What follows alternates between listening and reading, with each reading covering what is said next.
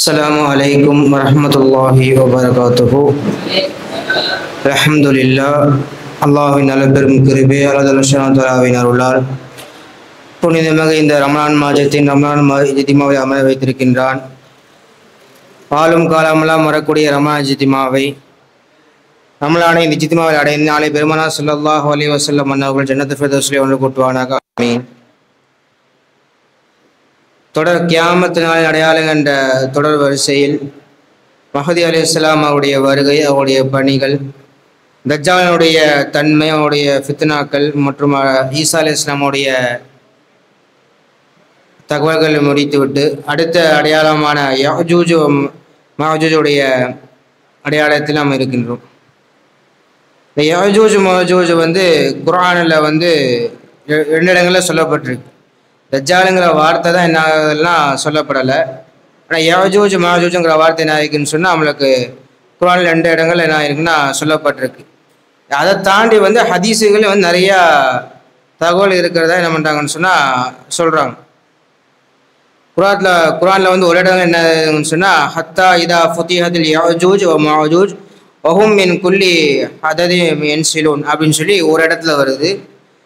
அதுக்கு அடுத்து நம்ம எப்பவுமே வாரம் ஓதக்கூடிய அந்த கஹ்ஃப் சூரால காலு யாதல் கருணை இன்ன யஜூஜ் வ மஜூஜ் முஃப்ஸிதுன ஃபில் அர்தின்னு சொல்லி என்ன சொன்னால் ஒரு ஆயத்து வருது. இப்படி குர்ஆனில் ரெண்டு இடங்கள் என்ன ஆகுதுன்னு சொன்னால் யஜூஜ் மஜூஜுங்கிற வார்த்தை டைரெக்டாகவே வருது. இவங்களை பற்றி எல்லாம் குர்ஆனில் டைரெக்டாகவே பேசியிருக்கான். இப்போ நம்ம தெரிஞ்சுக்க வேண்டிய விஷயம் என்னன்னு சொன்னால் இவங்க யார்? இவங்க மொத்தமாகவே வர்க்கங்கள் ஒன்று மலக்கா இருக்கணும், இல்லது ஜின்னா இருக்கணும், இல்லது மனிதனாக இருக்கணும். இப்படி தான் மொத்தமாகவே ஜின்ஸுகள் இருக்குது. இதை தாண்டி போனால் விலங்குகள், அன்றைக்கி ஒய்பஸ் சொன்ன மாதிரி தானே, மனிதன் அல்லாத தாண்டி எல்லாமே என்னது தான் விலங்கு சம்மந்தப்பட்டது தான். அப்போது இந்த மூணு வர்க்கத்தில் இவங்க யார் அப்படிங்க பார்க்குறப்போ இவங்க மனித வர்க்கம் தான் சொல்லி என்ன பண்ணுறாங்கன்னா கிதாபுகள் எழுதுகிறாங்க. சரி, இப்போ இவங்க யார் வழியில் வந்தவங்க, என்ன என்ன இவங்களுடைய அடையாளங்கிற பார்க்குறப்ப ஒரு முழம் அல்லது 4 முழத்துக்குள்ளே தான் இருப்பாங்களாம். ஒரு முழம் அல்லது மிஞ்சி போனால் 4 முழத்துக்குள்ளே தான் இவங்களுடைய ஒரு முழங்கிறது இதுதான் ஒரு முழம். இந்த காலம் இதான் ஒரு முழம். இந்த மாதிரி ஒரு 4 முளை சேர்த்தா எவ்வளோ அவ்வளோ அதுக்குள்ளே தான் மொத்த பேர் இருப்பாங்க. ஒரு முளத்தில் ஒரு 2 இருக்கலாம், இல்லை 3 இருக்கலாம், இந்த மாதிரி தான் இருப்பாங்க. இவங்க எப்படி பிறந்தாங்க, என்ன கதைங்கிற பார்க்குறப்போ இன்னொன்று இவங்களுக்கு நீண்ட நெத்திகள் இருக்குன்னு சொல்லி சொல்கிறாங்க. இவங்க அடையாளங்களை பார்க்குறப்போ ஒரு முளத்தில் அல்லது 4 முளத்துக்குள்ளே இருப்பாங்க. நீண்ட நெத்திகள் இருக்கும், கண்கள் சுருக்கப்பட்டிருக்கும். இவங்களுடைய உடம்புல என்ன ஆகுன்னு சொன்னால் அந்த ஆடு மாடுகளுக்கெல்லாம் முடிகள் இருக்குது தெரியுமா, உடம்பு ஃபுல்லாக முடி வளர்ந்த மாதிரி இவங்களுக்கு முடி வளர்ந்துக்குன்னு சொல்லி இவங்களுடைய அடையாளமாக கொண்டு வராங்க.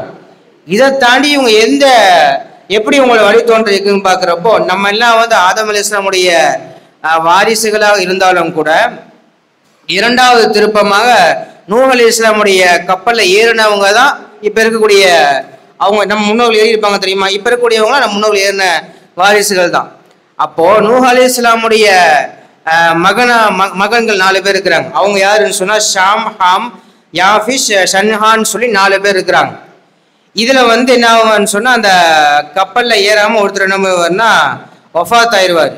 பேலன்ஸில் 3 நபர்களில் ஒரு நபர்னுடைய, அதாவது யாஃபிஷ்ங்கிற ஒரு நபர்னுடைய வழித்தோன்றர்கள் தான் யாருன்னு சொன்னால் யஜூஜ் மஜூஜ்னு சொல்லி என்ன பண்ணுறாங்கன்னா கிதாபுகளில் இப்படி ஒரு பதிவு செய்கிறாங்க. இன்னொரு இடங்கள் என்ன பதிவு செய்கிறாங்கன்னு சொன்னால் இல்லை ஆதம் அலைஹிஸ்ஸலாம் உலகத்துக்கு வந்தாங்க, அவங்களுக்கு ஃபர்ஸ்ட் என்ன ஆச்சு, ஜுனூப் ஆச்சு, அந்த நுத்துஃபாவும் மண்ணும் சேர்ந்து ஒரு பிறவியாக பிறந்தது, அதுதான் சொல்கிறாங்க. இது ஏற்றமான கருத்தாக பார்க்கப்பட கிடையாது. ஒரு கருத்து சொல்லப்படுறதுக்காக நான் சொல்கிறேன். ஆனால் ஏற்றுக்கொள்ளக்கூடிய கருத்து என்னன்னு சொன்னால் இந்த நூஹ் அலைஹிஸ்ஸலாமுடைய இவங்க சந்ததியில் வந்தவங்க தான்.